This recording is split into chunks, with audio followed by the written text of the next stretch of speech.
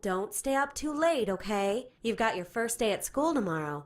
And no listening to those horror stories anymore. You know they give you nightmares. Sweet dreams.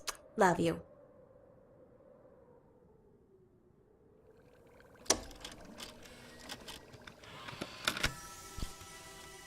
Frosty Nights, Chapter 1.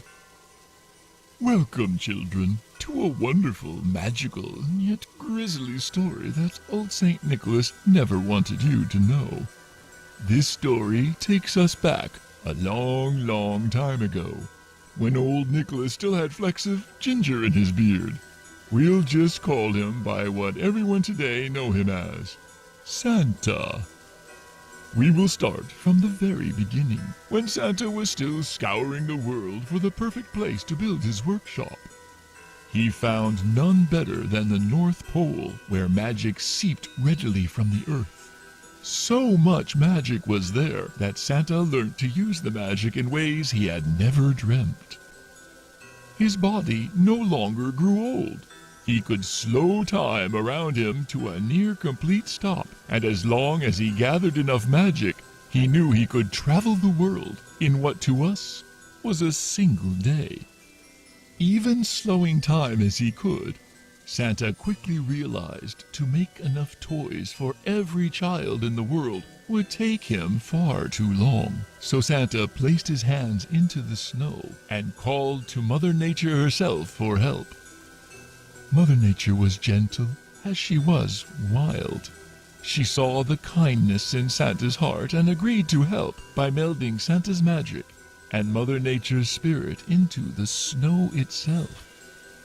The first of the snowmen bubbled up from the ground like liquid snow, yet unmoving and lifeless just as the snowman we know today.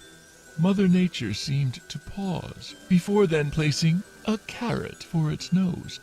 You see, everything that is alive requires a small part of life to begin with. The acorn for the oak tree, the egg for the red robin, and the love of a mother and father for humanity.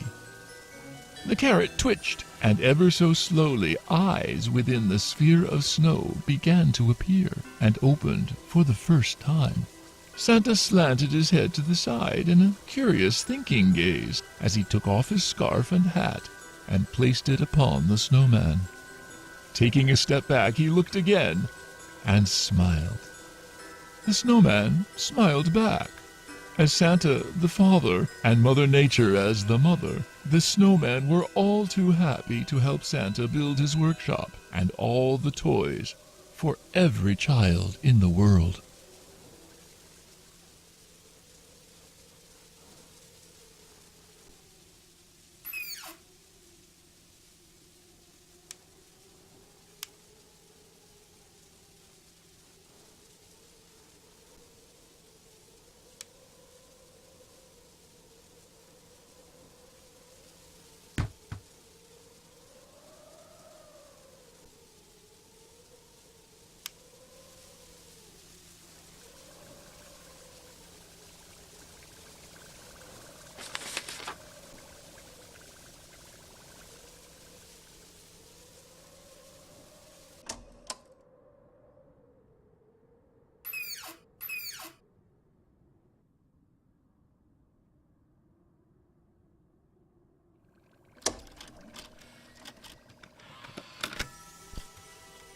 Chapter 2. Many years had passed, and children throughout the world had Christmas within their hearts.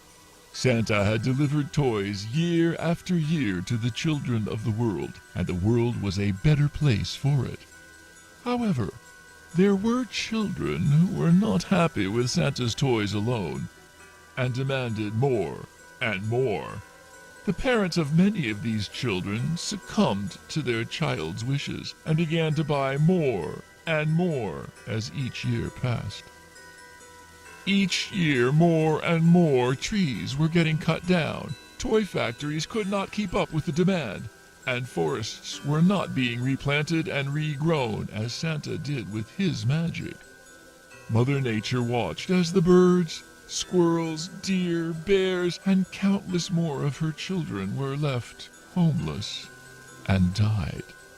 Mother Nature once saw humanity as her children, but each year as the destruction for toys carried on, she became more and more furious. Santa understood Mother Nature's anger and tried to make amends by creating the naughty list.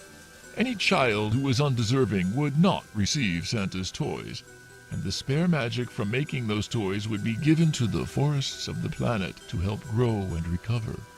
Mother Nature was happy for a time, until even this did not offset humanity's greed.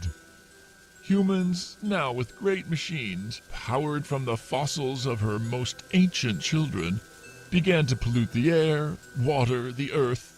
Forests vanished before her eyes, and entire species began to die. Mother Nature wept for many years, hoping humanity would hear her and stop the pain they were causing.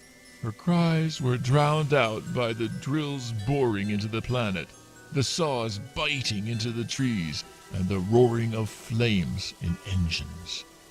The pain turned to anger, and the anger to fury. Santa was helpless as Mother Nature's suffering began to warp the minds of the snowmen. One by one, they stopped working on toys, and slowly but surely faded into the distance as they left the workshop behind. Santa eventually found the elves high up in the mountains that were glad to be of help to Santa. However, our story is with the snowmen, and not Santa.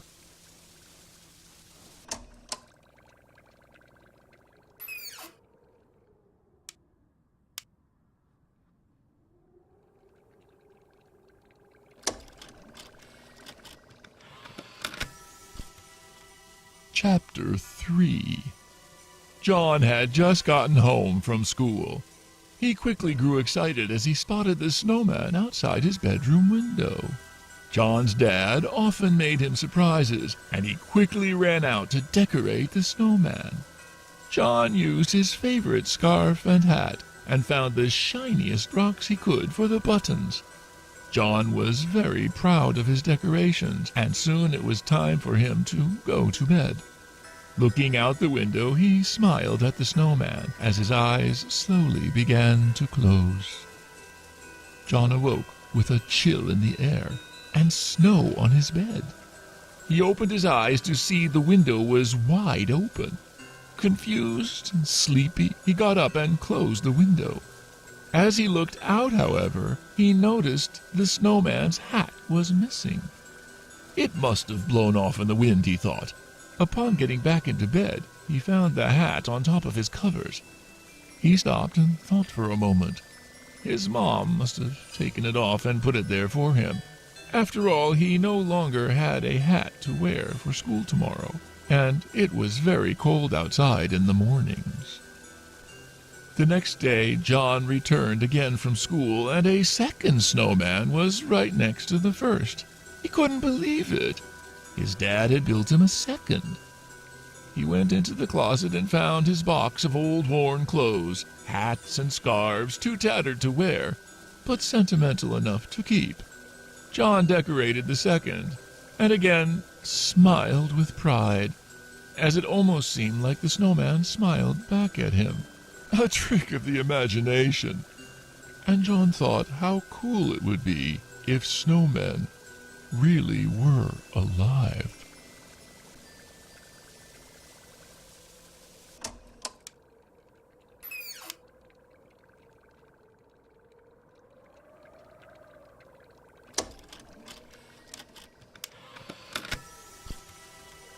Chapter 4.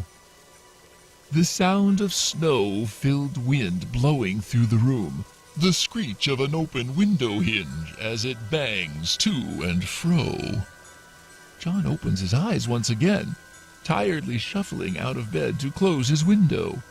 John freezes as his hand reaches for the latch. Only one of the two snowmen are outside his window. Why has someone moved it? John hears a dripping sound coming from his closet. John may only be a child, But he's never been scared of the dark or monsters. He's too clever to believe in fairy tales. So why would monsters be any more real than those? He heads over to the closet, and with a gentle pull, begins to open the door.